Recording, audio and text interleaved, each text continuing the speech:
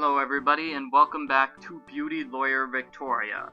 Jack, the manager of the hotel, is giving a second piece of testimony about the defendant leaving the victim's room. Suspicious. The door was open, so I looked in through the gap. The window was open, and the bed was messed up. It hit me that something must have happened. So, I went in. I looked out the window and there was a woman on the ground. A woman. I was surprised and shocked. I didn't know what to do. Why does this guy keep repeating everything? He keeps repeating every single sentence. This is strange. But the phone must have been broken. Oh, and I want to question this because I have a piece of evidence about the phone. The phone was broken? I tried to push the button. Yeah, here we go, because we have evidence. Fingerprints on the phone. This guy never touched the phone, so how does he know it's broken? I'm submitting this evidence. Objection! Your Honor, this witness is lying. I have critical evidence. We analyzed the fingerprints.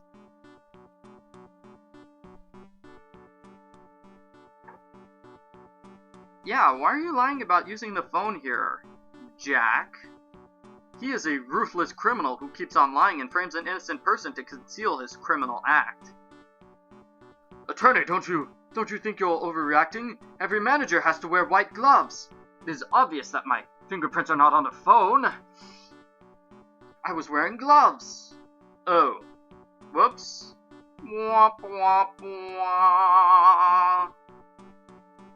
Well, Victoria's a beauty lawyer, but she's apparently not a very smart lawyer. She doesn't know about gloves. Please, continue testifying. New piece of testimony. I think this is the final piece of testimony, unless I'm mistaken, so we are coming close to the end of the game. I looked down the windows. A woman was lying on the ground, and she was wounded around her neck. A woman was lying. I think this is a critical statement. Actually, I think the previous statement was the critical statement. She was on her belly. I was so scared. First time I saw a dead person, I got goosebumps. I got goosebumps all over my body. Any questions? Well, yes, I have questions, but I made a mistake. So I lost another heart.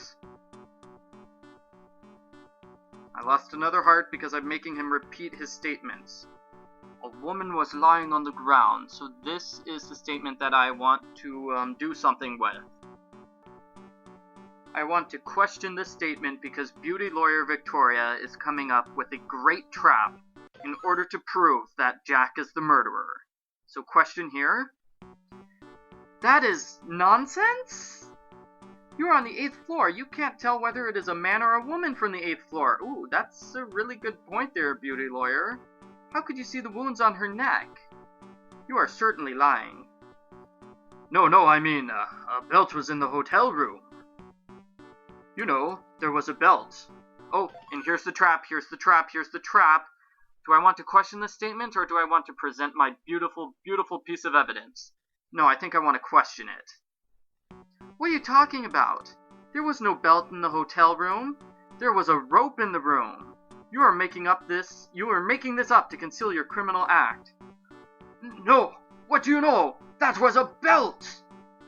Here we go, everybody. We've got him now, because one piece of evidence here is the rope. This is totally a rope, right? This is not a belt, this is a rope. The only way he knows that it's a belt is because he was there at the murder scene because he's the murderer. Submit this evidence? Gotcha! I knew it.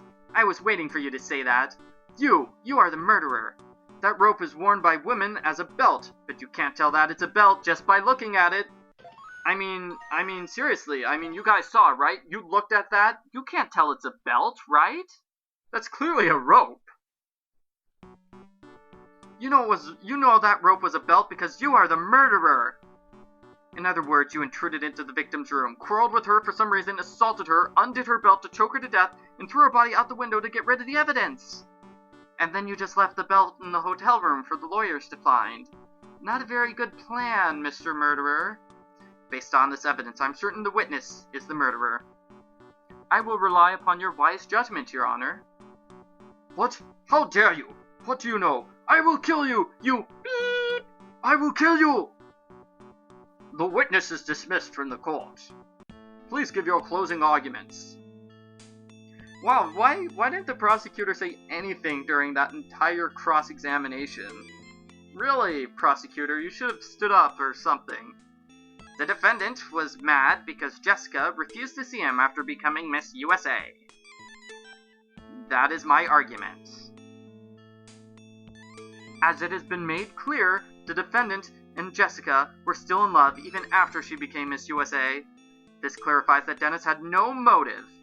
Also, we have somebody who is crazy about murder and who is on the scene of the crime and was lying. I mean, he could have just been at the wrong place at the wrong time, but I think he's guilty. He's totally guilty.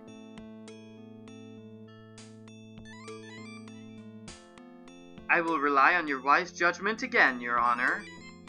Crowd murmuring. The court has come to a final decision. The evidence do not support Dennis's motivation to murder the victim. Also, the public prosecutor's witness did not provide reliable testimonies. Therefore, defendant Dennis is judged innocent. Thump, thump, thump. You win! Is that it? That's it? Don't we get a scene where the defendant says, "Hey, Victoria, thanks for saving my life"? We are the winners. We figured out who the murderer is. We managed to prove our client innocent. And we have beaten beauty lawyer Victoria. So thank you very much for watching, everybody. I hope you enjoyed this video walkthrough.